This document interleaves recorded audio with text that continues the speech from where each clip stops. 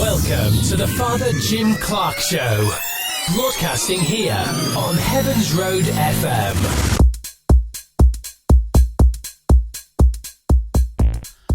Well, welcome back to the Father Jim Clark Show.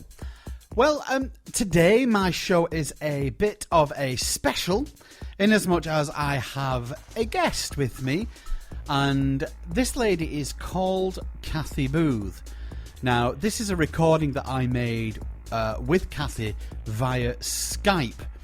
I did it earlier today, and I'm now going to upload it. Now, just to give you a little bit of a background about Cathy, this is really one of my things about how much Catholics do in the world that is really good with nobody knowing, really.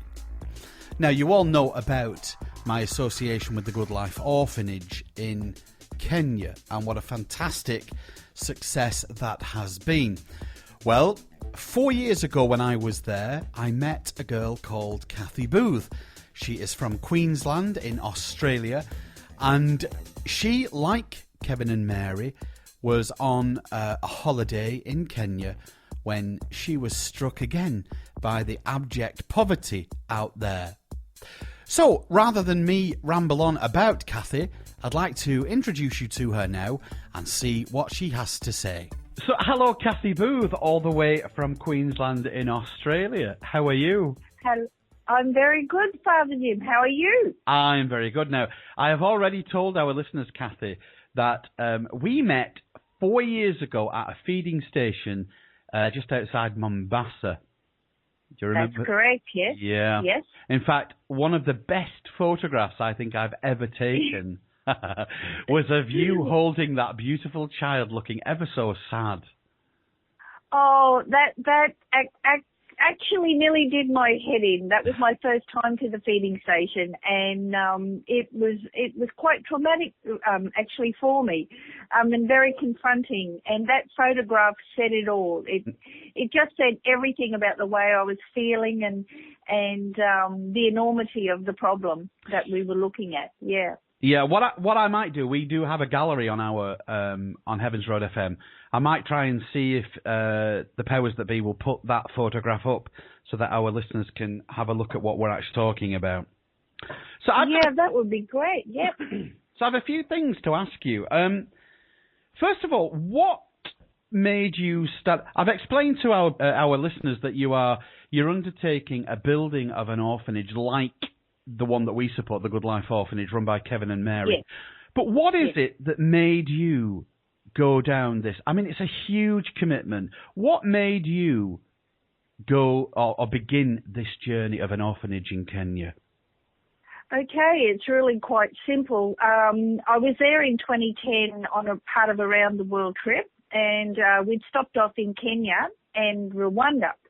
And I loved Rwanda, but Kenya I felt like I'd gone home when I got to Kenya. Yeah. And also the pivotal moment was I came across this little girl in a village, and I do have a picture of her, I think, on my website now. And she was so horribly dressed and so malnourished and so dirty, and she had no family. And it just tore my heart apart like you wouldn't believe. And it was that child that actually lit a fire inside me, and I can't explain why. Yeah. Because I'd lived in Papua New Guinea for many years, and it's a developing country, nowhere near the poverty. But after I saw this little girl, I came back to Australia. We did help the community there at the time financially. I came back to Australia, and 6 months to the day I was back in Kenya, volunteering at an orphanage in Shimba Hills. And I'd applied to Mary and Kevin's at the same time, so I was able to go and see them as well. And then that's basically how it went on from there. I couldn't let it go. Yeah. I've got a very comfortable life in Australia. I'm a school teacher. I have a nice house. I live by the sea, and it just didn't seem right, and it didn't feel right that I have this life. So when was this? How many years ago was this? 2011 was when I went back, in June 2011 and volunteered first.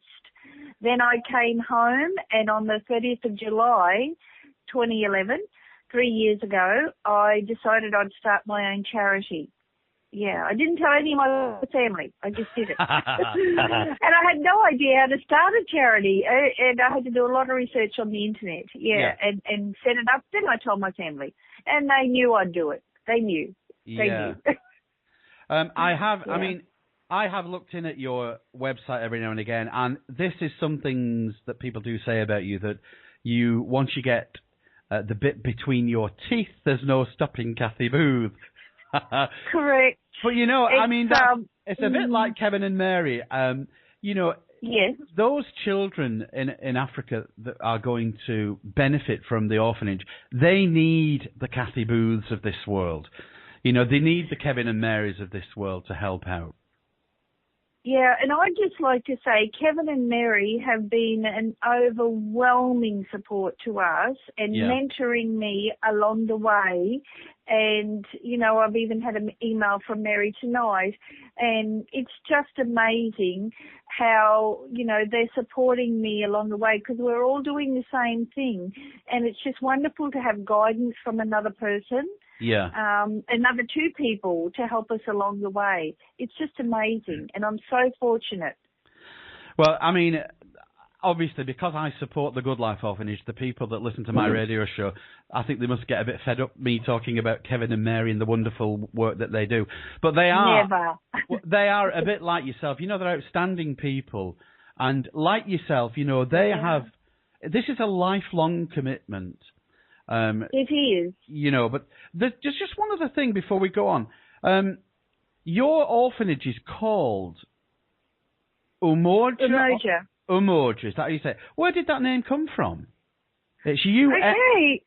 U-M-O-J-A. Yeah. Okay. When I was trying to think of a name to put down on the application to the Office of Fair Trading in Australia, I was thinking, what am I going to call this? And I had in my head that it would be two countries working together for one cause. And I thought, helping hands. I had a vision in my head of hands.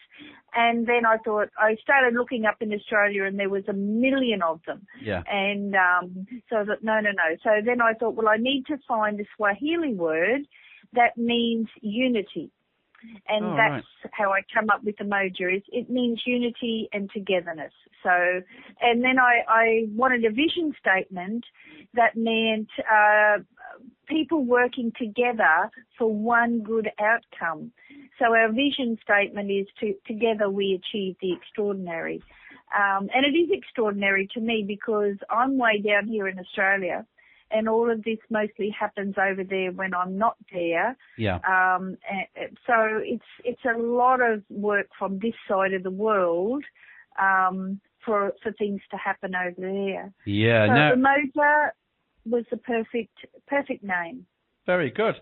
Now, talking about the work that you're doing, I know that you have done a lot of fundraising to try and, obviously pay for the work that's going on in there. So just tell us a little bit about some of, I know, again, from your website, the kind of the dues that you run. But for our listeners, if you just give us a flavour of some of the dues that you've you've done.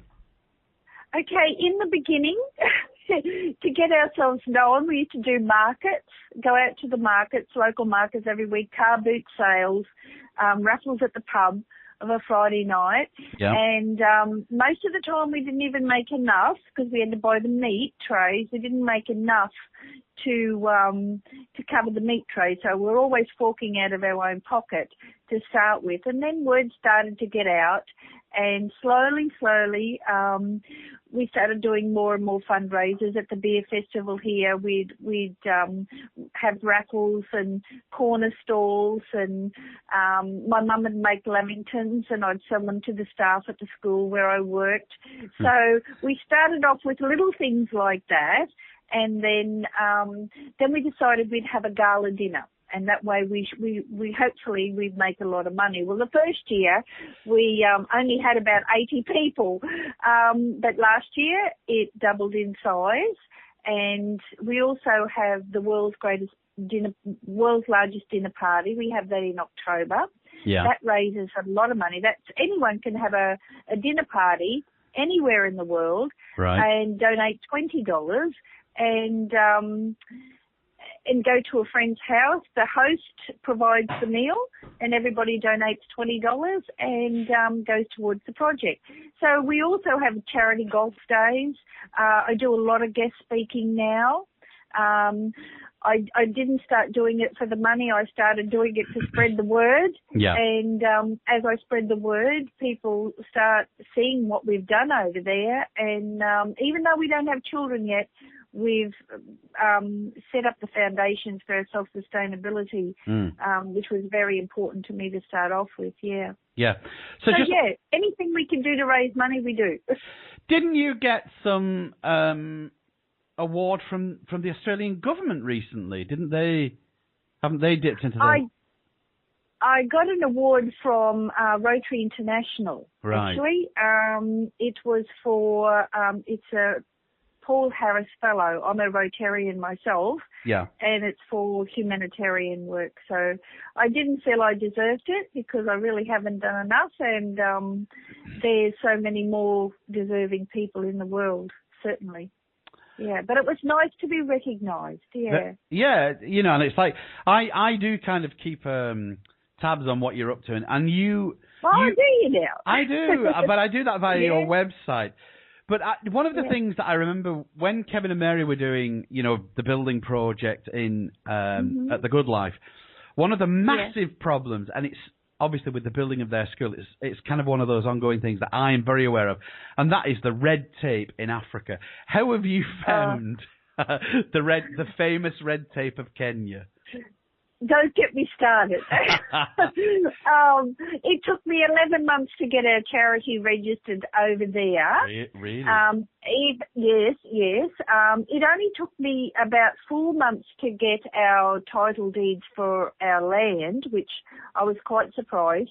I've been going now for about 15 months to get our safari business, which is going to also generate funds back into the project, to have our tourism certificate done, which would seem a minor thing, but it's taking forever. And I think probably that I'm not there on the ground as often as I probably could be. It would have been done a lot quicker. But yeah, the red tape is horrendous.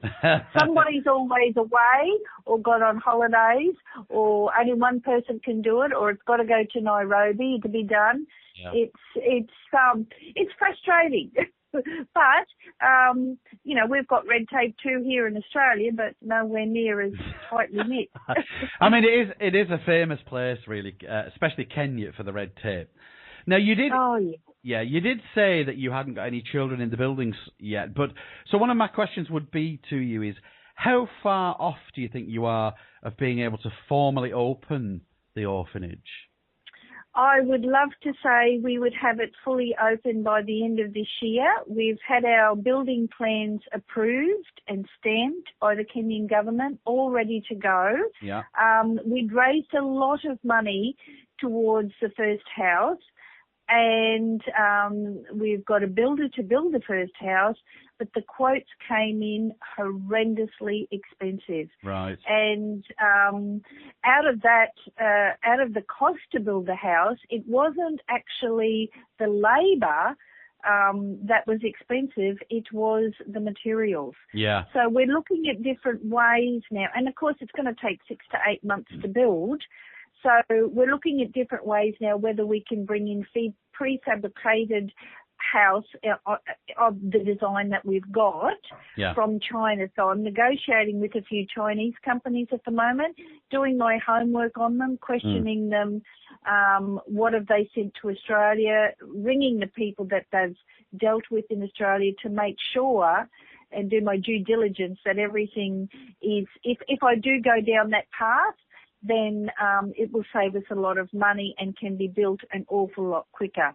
So I should have all that confirmed in the next 3 to 4 weeks, whether I'll go down that path or not. Yeah. But it'll save us an enormous amount of money to get them brought in from China. But to a very high standard, though, and that's what I'm looking at the moment. Yeah, that's because I'm dealing with donors' funds, and I have to be exceptionally careful.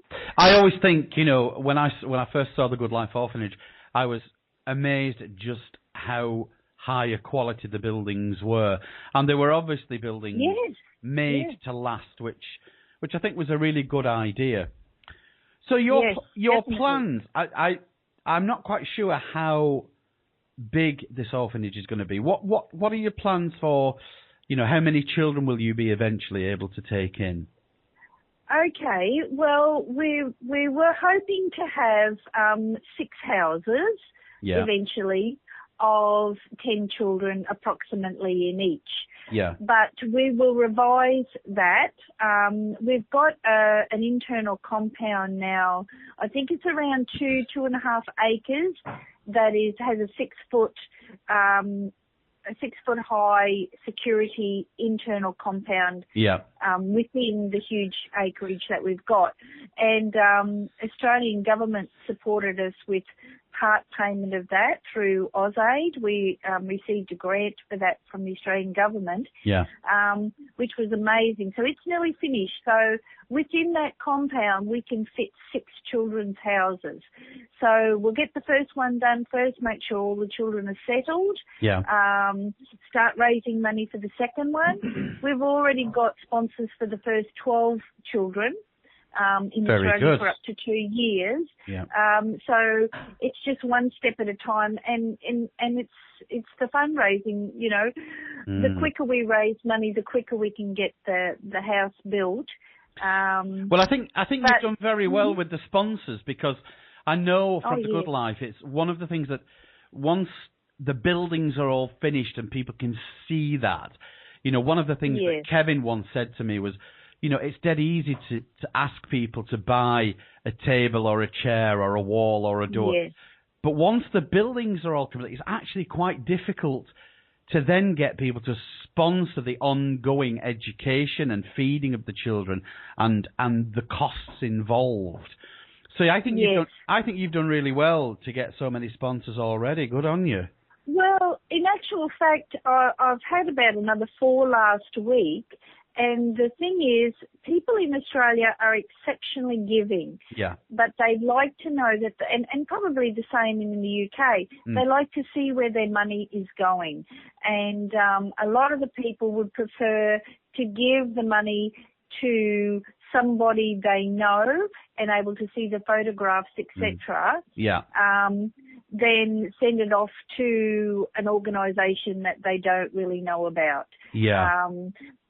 And, I'm fortunate that I'm quite respected in our community and had a lot of parents of children that I've taught that have come to me and offered to help too. So, I think what goes around comes around. If you're a good person, then it tends to come back to you in some way, shape or form. I mean, I think what we've tried to do here is to get as many schools involved as we can.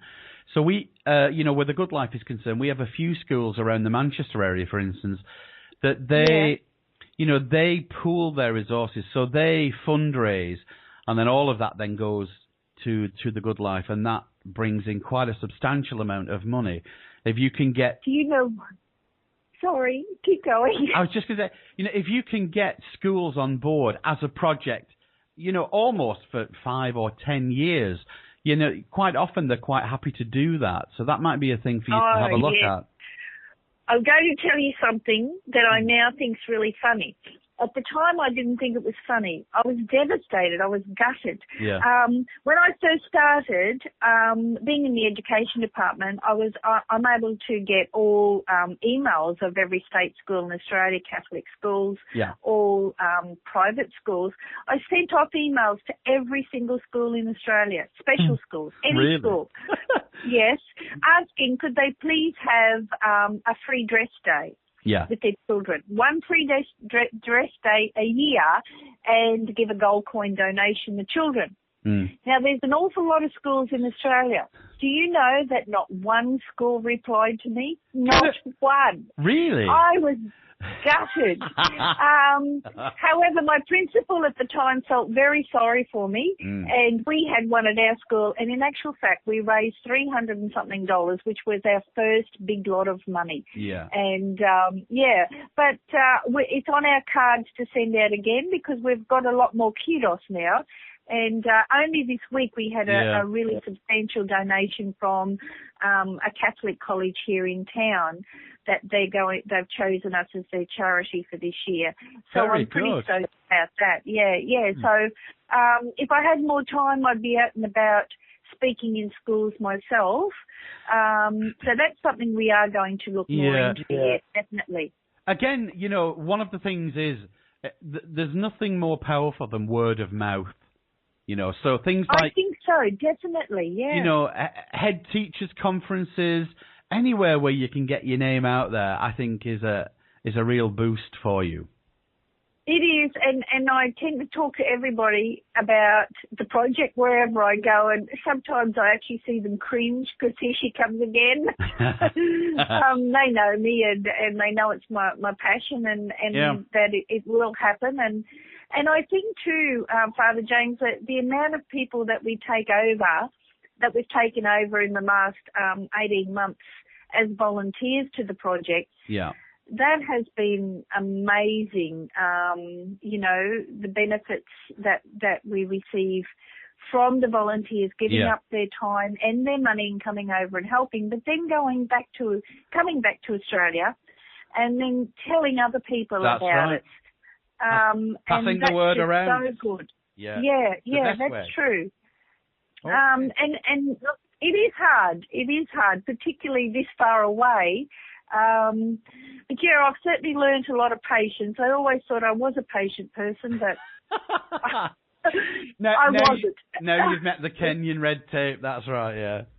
Well, listen, Cathy. I am going to have to draw this to a close now, but just a couple of things before we go. Yes. Would you like to give my listeners your website address in case they would like to? Because I am always on the scrounge for a good cause. You never know who might be listening to this.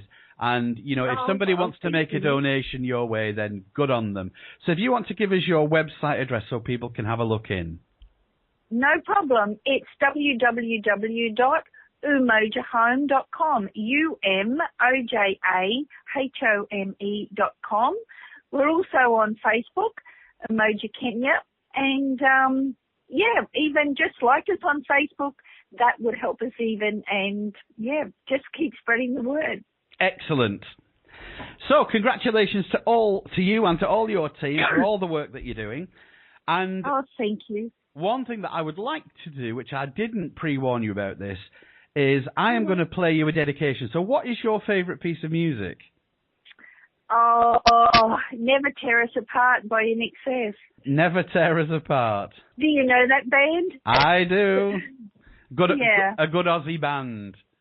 Yes, that's my favourite song. Yeah.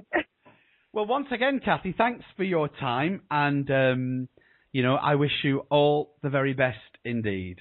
Thank you, Father James, and I hope to see you in Kenya again, or when I come to Manchester. Oh, you'll be most welcome, and I look forward to that. Okay, and thank you very much for talking to me. I thoroughly appreciate it. Okay, Cathy. Okay, bye-bye. God bless. Bye-bye now. Bye. Bye. So that was Cathy Booth there from Queensland in Australia. And really, the idea of speaking with Cathy today is me, again, being on the bandwagon of the Catholic Church. Once again, just to reiterate some of the things I've said in previous recordings, and that is, so often the Catholic Church gets really bad press. But, there are great people out there doing wonderful things.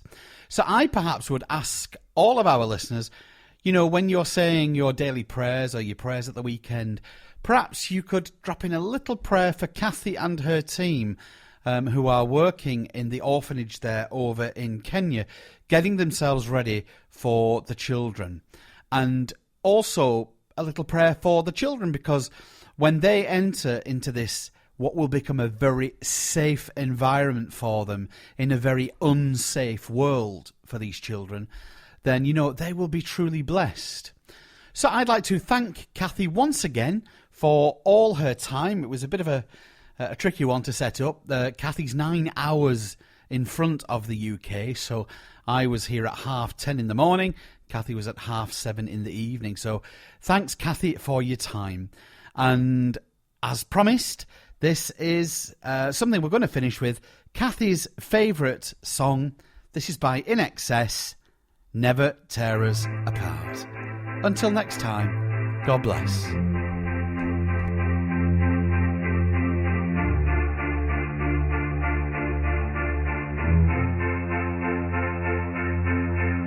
Don't ask me